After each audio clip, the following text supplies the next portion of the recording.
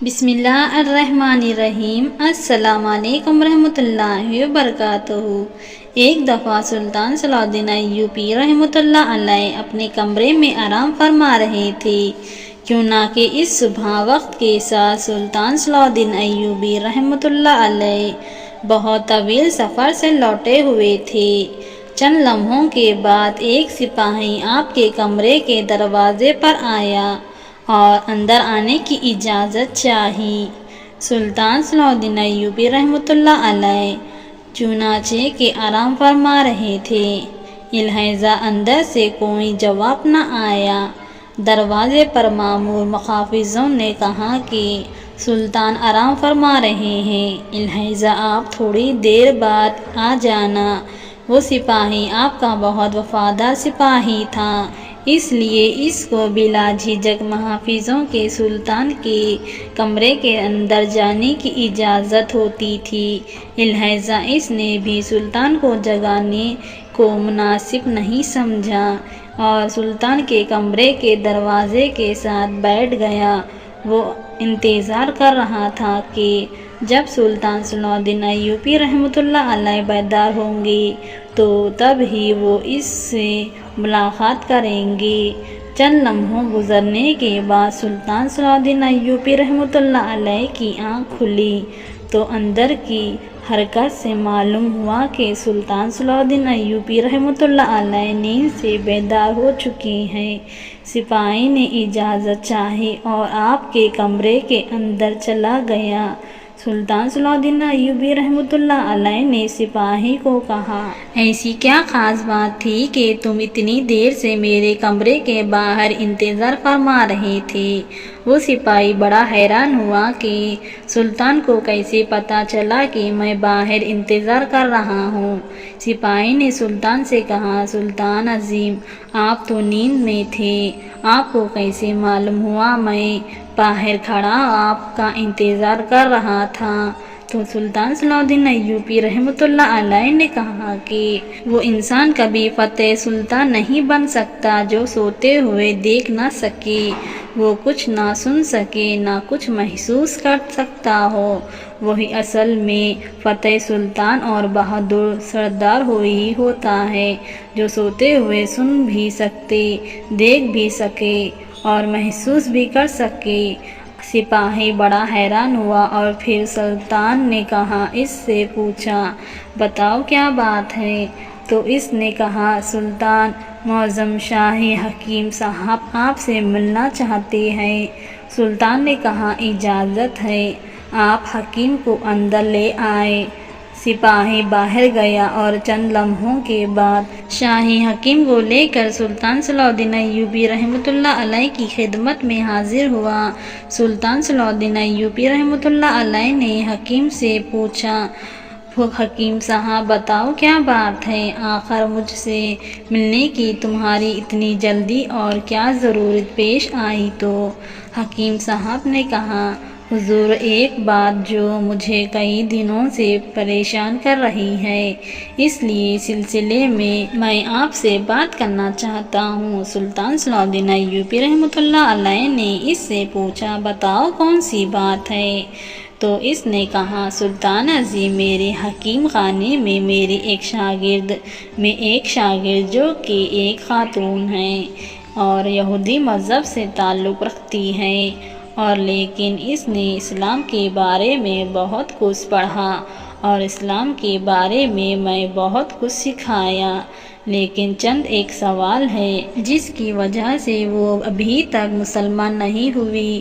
وہ چاہتی ہیں کہ وہ مسلمان ہو جائیں، لیکن ایک سوال کا جواب میرے پاس نہیں ہے، جس کی وجہ سے وہ ابھی تک مسلمان نہیں ہوئی۔ سلطان صلاح الدین ایوبی رحمۃ اللہ علیہ نے مسکرا کر کہا، سلطان کے حکیم ہوتے ہوئے تمہیں ایک سوال کا جواب نہیں آیا؟ بتاؤ وہ کون سا سوال ہے جو اس عورت کے ایمان لانے کے درمیان رکاوٹ بنا ہوا ہے؟ تو حکیم صاحب نے کہا، سلطان عظیم، وہ خاتون کہتی ہے کہ آخر مسلمان خنزر کا گوشت کیوں نہیں کھاتے؟ آخر اس میں ایسی کیا برائی ہے؟ اس خنزر کے گوشت کا کھانے کا ایسا کیا نقصان ہے جس کی وجہ سے مسلمان خنزر کا گوشت نہیں کھاتے؟ اور یہ بھی وہ کہتی ہے کہ ہمارے گاؤں میں تو سارے لوگ اکثر خنزر کا گوشت کھاتے ہیں، ہم اپنے قبیلوں میں خنزر پالتے ہیں اور جوان ہونے پر اس کو کاٹ کر کھاتے ہیں۔ اور وہ جب سے میرے پاس حکیم کا سبق لینے شروع ہوئی، جب وہ واپس اپنے گاؤں میں جاتی ہے تو وہ بھی اپنے گھر والوں کے ساتھ خنزر کا گوشت کھاتی ہے، کیوں نہ کہ یہاں تو ایسے خنزر کا گوشت مناسب نہیں۔ لیکن میرے پاس اس کے سوال کا جواب نہیں، کیوں نہ کہ میں اس بارے میں نہیں جانتا۔ کیا آپ اس کے سوال کا جواب دے دیں تو آپ کی وجہ سے ایک غیر مسلمان ہو جائے گی؟ یہ سن کر سلطان صلاح الدین ایوبی رحمۃ اللہ علیہ نے کہا کہ کل تم اس خاتون کو لے کر میرے دروازے پر حاضر ہو جانا۔ سلطان صلاح الدین ایوبی رحمۃ اللہ علیہ نے جب صبح دروازے میں پہنچا تو حکیم صاحب اس خاتون کو لے کر دروازے میں حاضر ہوا اور سلطان صلاح الدین ایوبی رحمۃ اللہ علیہ سے فرمایا، سلطان عظیم، یہ ہے وہ خاتون جو میری شاگرد ہے۔ یہ دیکھ کر سلطان نے اس عورت کو کہا، بتاؤ خاتون، تمہارا کیا سوال ہے؟ تو اس عورت نے کہا، سلطان عظیم، میں نے اسلام کے بارے میں بہت کچھ پڑھا، بہت کچھ سیکھا اور حد کہ میں اس جگہ پر آ کر ٹھہری ہو گئی ہوں کہ میں اسلام کو قبول کر لوں، لیکن ایک بات ہے جو مجھے اسلام قبول کرنے سے روک رہی ہے، اور وہ یہ بات ہے کہ اسلام خنزر کا گوشت کھانے سے کیوں منع کرتا ہے؟ میں نے ہر جگہ دیکھا کہ اسلام نے جس چیز کے بارے میں منع کیا ہوا اس کی دلیل ملی، لیکن اس خنزر کے گوشت کے بارے میں مجھے ابھی تک کوئی دلیل نہیں ملی۔ میں نے بابل کو پڑھا تو وہاں بابل میں بھی خنزر کا گوشت کھانے سے منع کیا گیا، لیکن اسلام کیوں منع کرتا ہے؟ یہ سن کر سلطان صلاح الدین ایوبی رحمۃ اللہ علیہ نے کہا کہ اللہ تعالیٰ نے قرآن پاک میں 3 جگہ پر خنزر کا گوشت کھانے سے منع فرمایا ہے۔ پھر آپ نے ان آیت کا بھی ذکر کیا۔ پھر آپ سلطان صلاح الدین ایوبی رحمۃ اللہ علیہ نے اپنی ایک مشر کو کہا کہ وہ بابل کی کتاب میرے پاس لے آؤ جو اصلی اپنی حالت میں موجود ہے۔ جب بابل کی کتاب آپ کے سامنے پیش ہوئی تو آپ نے وجہ جگہ تلاش کر کے دی جگہ لکھا ہوا تھا کہ خنزر کا گوشت کھانا منع ہے۔ پھر اب میں تمہیں سائنس تعلق سے معلوم کروں گا۔ پھر سلطان صلاح الدین ایوبی رحمۃ اللہ علیہ نے اس خاتون کو حکم دیا کہ خنزر کا گوشت پکا کر کل صبح میرے دربار میں لے آنا۔ وہ خاتون سلطان صلاح الدین ایوبی رحمۃ اللہ علیہ کی سپاہیوں کے ساتھ جنگل میں گئی، ایک سور کا شکار کیا اور اگلی صبح اس کا گوشت پکا کر سلطان صلاح الدین ایوبی رحمۃ اللہ علیہ کے سامنے لے آئی۔ سلطان صلاح الدین ایوبی رحمۃ اللہ علیہ نے اس کا گوشت کو کراہت سے دیکھتے ہوئے اس خاتون کو کہا کہ اب اسے پکے ہوئے گوشت میں ایک بوٹی کو خنزر کے ساتھ 2 حصے کرو۔ جب خاتون نے خنزر کی بوٹی کے 2 حصے کیے تو اس کے درمیان میں سے گوشت کچا تھا۔ سلطان صلاح الدین ایوبی رحمۃ اللہ علیہ نے کہا، کیا تم اس گوشت کو اچھی طرح پکایا نہیں؟ تو اس خاتون نے کہا، نہیں سلطان معظم، میں نے اس کو بہت اچھی طرح پکایا ہے۔